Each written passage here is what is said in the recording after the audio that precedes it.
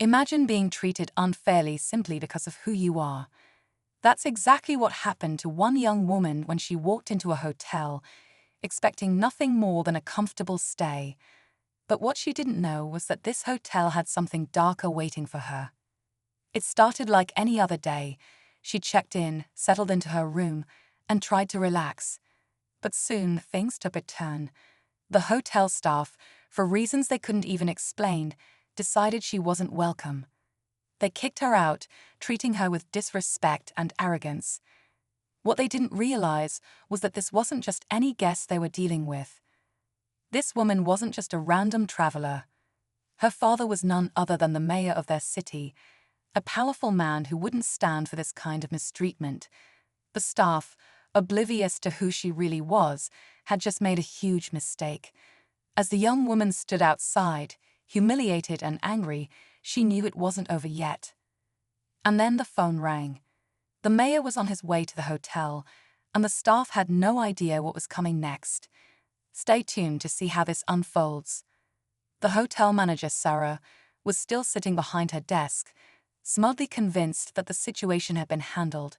She didn't think much of the girl she'd kicked out, just another guest who couldn't follow the rules. To her, it was a small victory. She thought the hotel was better off without her. But Sarah had no idea what was about to happen.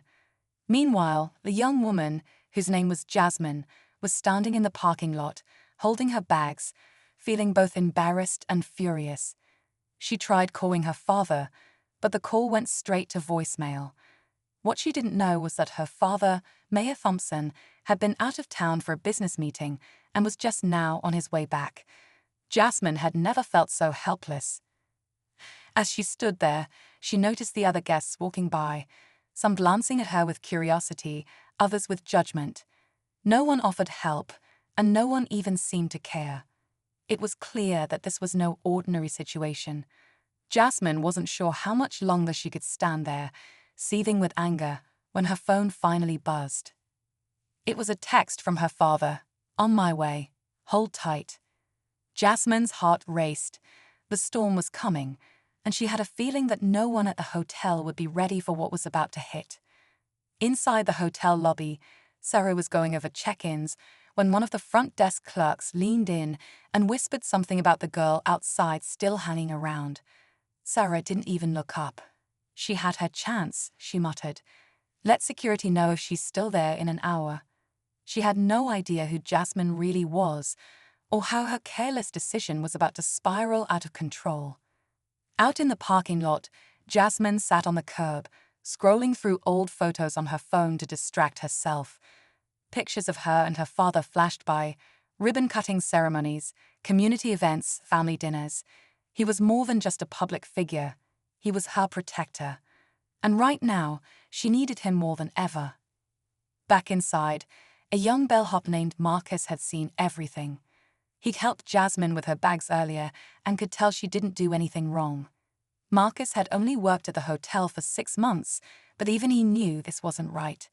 He debated speaking up, but he also knew how Sarah treated anyone who questioned her.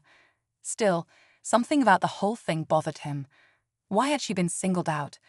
Why wasn't anyone asking questions?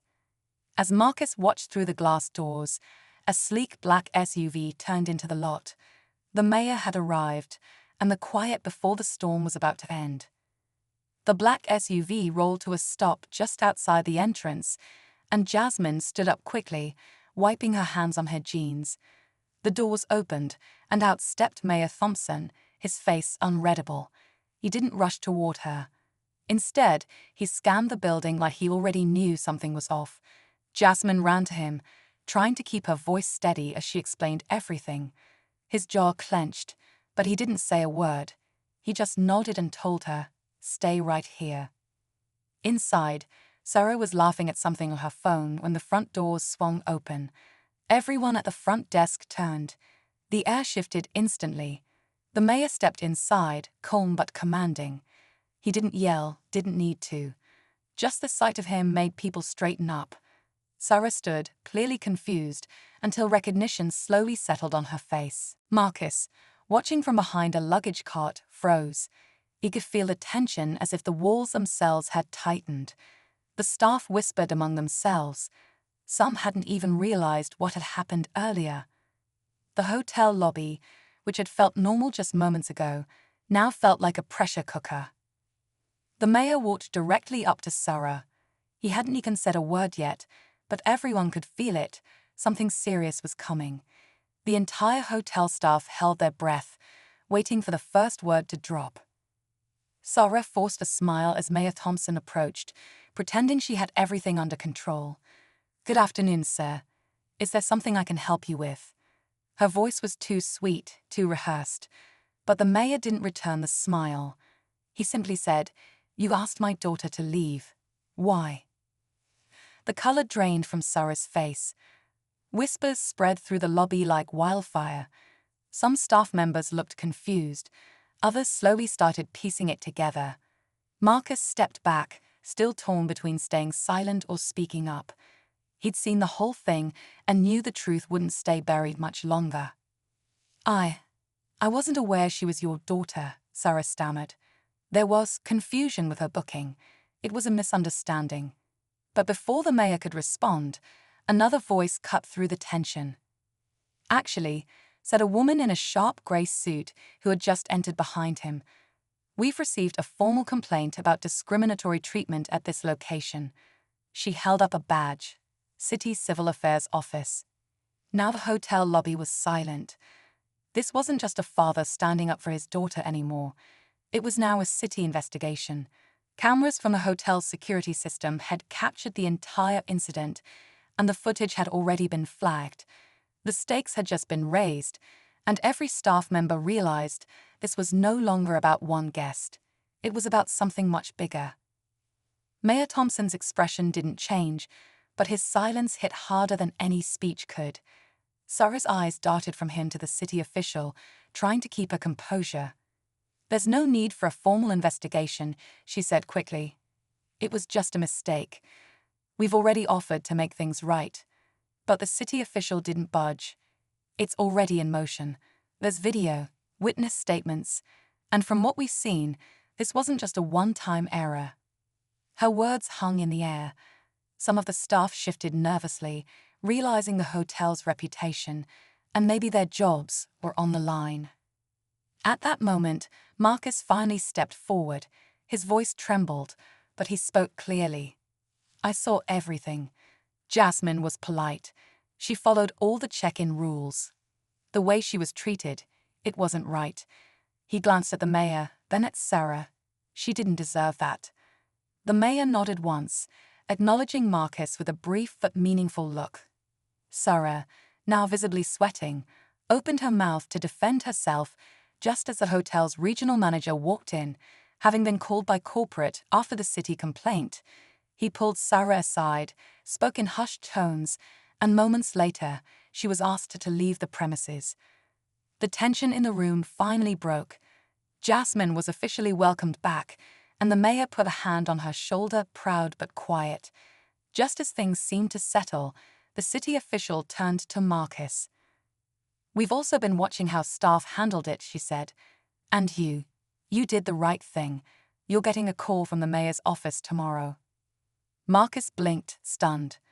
A simple act of honesty had just changed his life, and for once, the right voices had been heard. The next morning, the hotel lobby felt different. Calm. A quiet respect filled the space where chaos had been just hours earlier.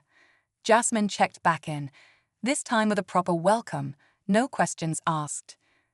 Staff greeted her with sincere apologies, and the manager personally carried her bags. Marcus showed up for work like usual, only to be pulled into an office where the mayor's assistant was waiting. They offered him a position on a new community outreach committee, something that would let him grow beyond hotel work and make a difference in the city. He could hardly believe it. As for Sarah, she was placed on administrative leave pending investigation, and word quickly spread through the local business community. What happened wasn't just swept under the rug, it was addressed head-on. The hotel began revising its training policies with a strong focus on anti-discrimination and guest rights. Jasmine and her father had dinner later that evening. They didn't talk much about the incident. They didn't need to. What mattered was that justice was served and a lesson was learned, not just by the hotel, but by everyone watching. Sometimes, standing up for what's right doesn't just change one moment, it shifts everything. And this time, the truth came out right on time.